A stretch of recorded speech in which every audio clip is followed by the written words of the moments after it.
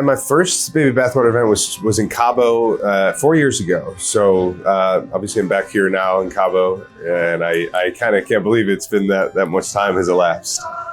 And it was I didn't really know what I was getting into. I don't think most people do, but it's clear that like the baby bathwater team like really curates the experience to just make it like super fucking epic for like kind of whatever you want. And Hollis said something really interesting the other day. He was like, if you're a night person, try being a morning person. And if you don't go to content, go to one, or don't, or fuck off, or sit on the beach, like do whatever you want. And that sort of flexibility is like, that's the way to do a trip like this, I think.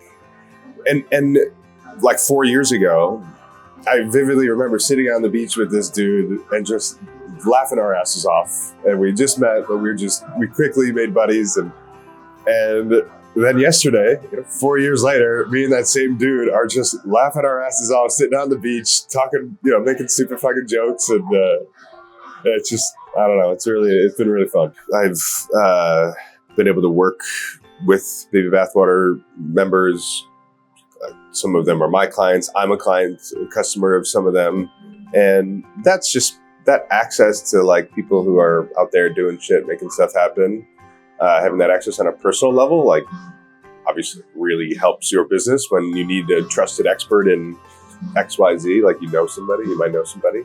I was in the middle of Missouri 2 years ago, and it was like 1 a.m, and I'm at a bar, and I look over, and there's fucking Hollis and Ferg sitting there, and we just, chopped it up all night. And so, seeing these people at different things around the world is always really fun, and just keeping in touch with people is just something I really like to do. So, if you want to talk about business, there's people who definitely want to talk about business, but there's just a lot of bullshitting, a lot of sitting around the bar, a lot of sitting around the beach, the fire, and just, I don't know, just bullshitting. And, other entrepreneurial groups are like, there's wonderful groups out there that really facilitate like a certain type of discussion, or they want the people to have a certain experience and feeling, when they leave.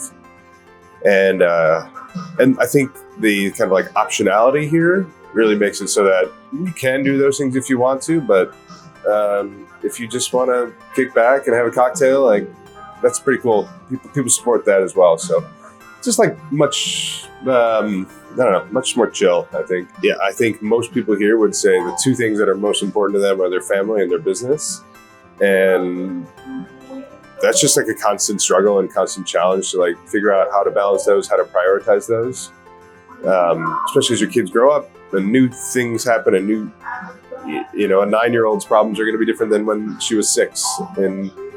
And so just being able to have that sort of outlet for other people who are also trying to run a business and trying to, make a great place to work while also being responsible for their families and their livelihood.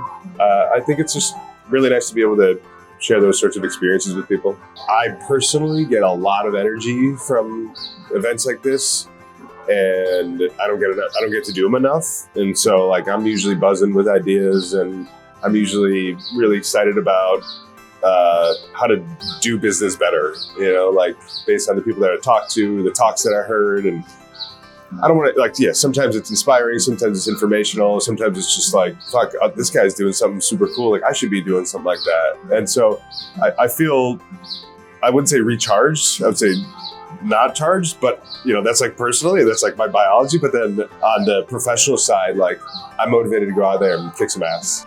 If you're like afraid to contribute or afraid to share or even just be vulnerable in public, then it might not be the best place for you.